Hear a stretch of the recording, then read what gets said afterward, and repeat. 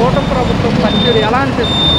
మాకైతే బాగా చెప్పిన సంక్షేమ పథకాలు సూపర్ 6 అనేది ఒక్కటి జనాలకు రావట్లేదని జనాల్లో వ్యతిరేకత కనబడుతుంది. పనులు ఎక్కడే ఉన్నాయి, ఏమైనా పనులు, సచివాలయాలు ఉద్యోగాలు లేవు. అన్నా క్యాంటీన్ పెట్టాము. అన్నా క్యాంటీన్ ఒకటి పెడితే సరిపోద్దా? పెన్షన్లు వస్తున్నాయా? ఫీజు రియంబర్స్మెంట్లు వస్తున్నాయా? తల్లికి వందనం వస్తుందా? ఎంతమందికి వస్తుంది? పోనీ పలానా నియోజకవర్గంలో పలానా వాళ్ళకి ఇచ్చామని చెప్పి చూపించమనండి. ఈ పథకాలు అమలు చేయాలంటే ఖజానా చూస్తే ఖాళీగా ఉంది. కొంచెం పథకాల అమలు చేయలేనప్పుడు మేము చేస్తామని వాగ్దానాలు చెప్పి ఏంటి సెంటర్ నుంచి మాకు కూటమి ప్రభుత్వం పవన్ కళ్యాణ్ గారు, చంద్రబాబు గారు వీళ్ళందరూ చెప్పుకొచ్చారు కదా, జగన్ గారు నవరత్నాలు చేయలేకపోతున్నాడు, దేశం అంతా అప్పులైపోయిందని అన్నావు. మరి నువ్వు చేసింది ఏంటి? సంపద సృష్టిస్తానన్నావు. ఏంటి సంపద సృష్టిస్తానంది? ఆయిల్ రేట్లు ఎలా పెరిగినాయి, నూనె రేట్లు ఎలా పెరుగుతున్నారా, ఉల్లిపాయలు అవన్నీ రేట్లు ఎలా పెరిగినాయి? ఏం సృష్టించే సంపద అయినా? అంటే రాష్ట్ర ప్రజలు అర్థం చేసుకోవాలి. ఖచ్చితంగా ఇదైతే జనాలు ఓట్లు వేస్తే గెలిచిందనేది ఏం కాదు.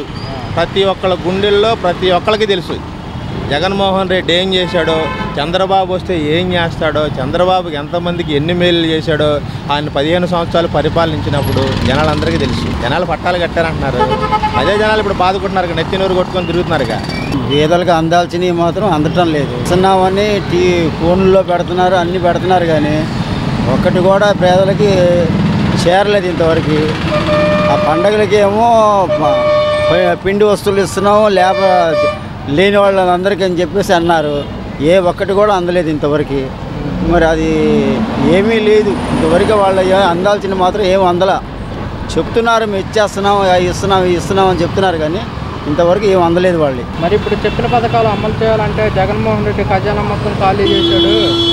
అంటే ఎవరు అంటారు, ఎవరు ఖజానా ఖాళీ చేయలేదు. ఉన్నప్పుడు ఆయన కూడా చేశాడు, ఈయన చేశాడు. పేద ప్రజల్ని మాత్రం ఒక వంతుగా చూసింది ఆయనే చూశాడు. జగన్ గారు చూశారు. జగన్ అంటే మాకేమి చుట్టమేమి కాదు, మాకు చదువుకున్న పిల్లలు ఎన్నో పథకాలు తీసుకున్నారు. వాళ్ళు ఇవాళ డెమ్మి అయిపోయి కూర్చొని ఉన్నారు. తినడానికి తిండి కూడా లేదు వాళ్ళకి. ఎవరు చూస్తున్నారంటే వాళ్ళని ఎవరు చూస్తున్నా. ఇవాళ మేము ఏదైనా వెళ్ళాలంటే సచివాలయానికి వెళ్ళాల్సి వస్తుంది. మేము వాళ్ళు వెళ్తే మా బాధ ఎవడో ఆలోచిస్తున్నా. వాలంటీర్లు ఉంటే మా ఇంటికి వచ్చి మాట్లాడేవారు. వాళ్ళు ఏం కావాలమ్మా మీకు ఏంటమ్మా అని. మేము వెళ్ళలేక ఇళ్లలో కూర్చుంటున్నాం. మేము ఆయన గారు మీ ఇంటికి ఒక ఊర్లకైతే పెద్దోళ్ళు వాళ్ళు తిండి లేని వాళ్ళు ఈ జగన్ గారు ఇచ్చే డబ్బులు తిని వాళ్ళ నెలంతా బతికి దాని మీద ఆధారపడి ఉండేవారు.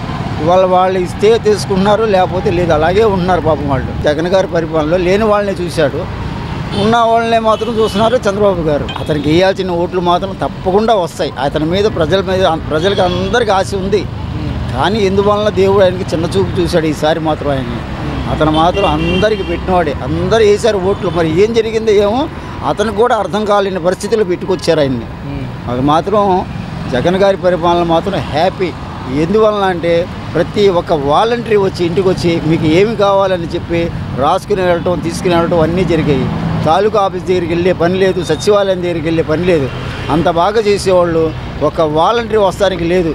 అస్సలు మేము చెప్పాలంటే ఉండి తిండి లేని వాళ్ళు తల్లిదండ్రులని బిడ్డలు చూడకపోయినా సరే జగనే మా తండ్రి చెప్పుకొని ముసలివాళ్ళు, ఆడవాళ్ళు, వీళ్ళు ముసలివాళ్ళు దాచుకుని ఆ డబ్బులే నెలంతా తినేవారు వాళ్ళు. ఇవాళ దాని గురించి చాలామంది ఇబ్బంది పడుతున్నారు. ఎన్నో పథకాలు తీసేశారు ఈయన వచ్చిన తర్వాత. ఈయనకి అదే తేడా.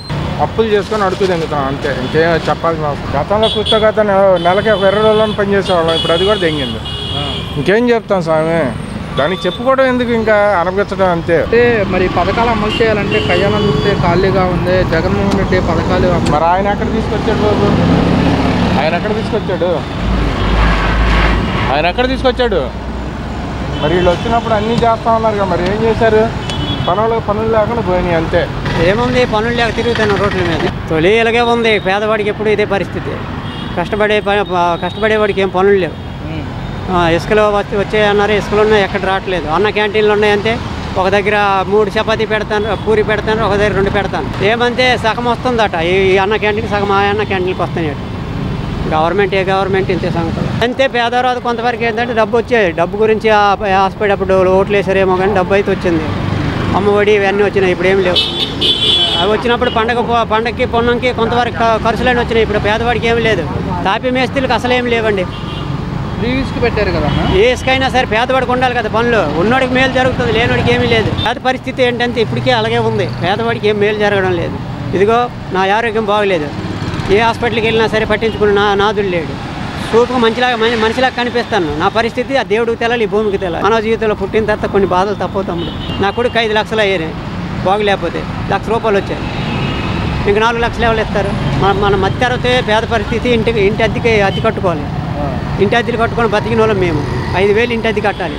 పిల్లడికి నెల వస్తేప్పటికి మించి ₹10,000 మందులు అవుతాయి. మాలాటల జీవితం ఇంతే సంగతులు ఉందండి. కూటమి ప్రభుత్వం పరిస్థితి ఎలా అనిపిస్తుంది మీకు? వరస్ట్గా ఉంది. వరస్ట్, ఇంకా అంతకంటే ఏం లేదు. అంటే ఎందువల్ల అంటారు?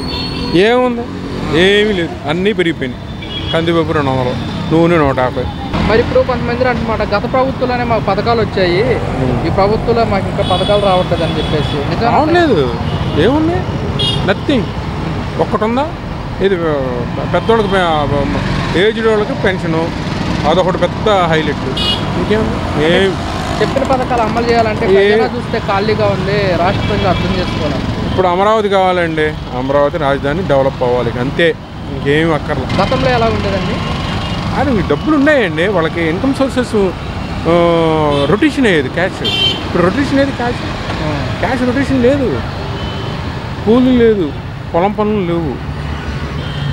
లేవు, అన్ని మిషన్లు పెట్టి చేసేస్తున్నారు పెద్ద పెద్ద ఆసాములు. ఏమున్నాయి పనులు? కూలోళ్ళు ఎక్కడికెక్కడికో పోతున్నారు పనులకి. పల్లెటూరులోకి వెళ్ళి చూస్తే పరిస్థితి భయంకరంగా ఉంది. పరిస్థితి చాలా దారుణాతి దారుణం. ₹10 వడ్డీకి తెచ్చుకుంటారు, ₹10, ₹15. ఏం క్యాష్ లేదు. గవర్నమెంట్ ఇచ్చే పథకాలు లేవు. ఏముంది, ఏం లేదు. జగన్మోహన్ రెడ్డి కూడా అంటున్నమాట మేము ఇచ్చిన పథకాలే ప్రజలు ఇంకా గుర్తుపెట్టుకున్నారని. నిజమేనంటారా? అది కరెక్టే, 100% కరెక్ట్. 1,15,000 కోట్లు తెచ్చారు. ఏం చేశారు? తీసుకెళ్ళి అమరావతిలో పెడతారు. పరిపాలన బాగుంది నాన్న. మాకు ఏం పర్వాలే. మాకు అన్నిటి కూడా బాగుంది, అన్ని సౌకర్యాలు కూడా బాగున్నాయి. రైతులకు కూడా బాగానే ఉన్నాం మేము. పథకాల విషయంలో కూడా లేనప్పుడు ఏం చేస్తాడు, మెల్లిగా చేస్తానే ఉన్నాడు. బాగుంది. ఇంకా పథకాలు రావట్లేదు. రావాలంటే ఎట్లా వస్తాయి? ఒక్కసారి తల్లి అయినా అన్ని వండాలి పెట్టాలి కదా. తల్లి అయినా వండాలి పెట్టాలి. అది మరి ప్రజలు అర్థం చేసుకోవాలి. అది అర్థం చేసుకోవాలి, ఆలోచించాలి నాన్న. మరి తండ్రి వెళ్ళి పొలం వెళ్ళి పనిచేసి రావాలి, తేవాలి, అమ్మకి ఇవ్వాలి, వండాలి, పెట్టాలి. అది తెలుసుకోవాలిగా. అది మరి కొంతమంది ఏం పర్వాలేదు నాన్న, బాగుంది. పని ప్రభుత్వం బాగుంది. ఆయన మళ్ళీ వచ్చేసారి కూడా ఆయనే ఉంటాడు. వాళ్ళు చేయడానికి నిధులు అనేవి రావాలి, వచ్చాయి, కానీ టైం అనేది అనుకూలించాలి కదా. అనుకూలించకపోతే మనమైనా ఆయన నెల నిందిస్తాం. మొన్న చేద్దాం అనుకుంటే మంచి స్పీడ్ మూమెంట్లో వరదలు వచ్చాయి. మరి అది కూడా ఒక కారణమేగా. మరి అవన్నీ మనం ఆలోచించాలిగా. ఏదైనా చేసామంటే కొద్దిగా టైం తీసుకుంటుంది, కాకపోతే ఇది కొద్దిగా ఎక్కువ తీసుకుంటుందేమో నా అభిప్రాయం. ప్రభుత్వం వచ్చి 7-8 నెలలు అవుతున్నా కానీ మాకు పథకాలు రావట్లేదు. గతంలోనే వచ్చినాయి. ఏమండి, పథకాలు ఎవరికి కావాలి? పరిపాలన కావాలి. మనకి ఏదైనా మంచి జరిగితే ఆటోమేటిక్గా రూపాయి సంపాదించుకుంటాం. నేను యాక్చువల్లీ అంతకుముందు ఆటో తోలేవాడిని టీడీపీ ప్రభుత్వంలో, గట్టిగానే సంపాదించాను 2014లో. ఆ తర్వాత కారు కొనుక్కున్నా, బాగుంది కదా అని. తీరా చూస్తే ఏమీ లేదు, రూపాయి ఆదాయం లేదు. ఆటోడికి కారుకి తేడా లేకుండా పోయింది. మరి మార్కెట్ రన్ అవుతా ఉంటే మన రూపాయి అనేది పెడతానికి ఎవడైనా ముందుకు వస్తాడు. మార్కెట్ లేకపోతే ఏం చేస్తారు? మరి నేను జగన్ గారికి వ్యతిరేకం కాదు, చంద్రబాబు నాయుడు నాకేమీ ఇది కాదు, చెప్తున్నాను జరుగుతున్నది, యథార్థం జరుగుతుంది చెప్పిన. ఇప్పుడిప్పుడే పుంజుకుంటున్నాయి. ఏమో భగవంతుడి దయ వల్ల, అమ్మవారి దయ వల్ల ఏమన్నా అవకాశం ఉంటే ఖచ్చితంగా మళ్ళీ రూపాయి సంపాదించుకోవచ్చు. పథకాల మీద అందరూ ఆశపడుతున్నారని నేను అనుకోవచ్చు.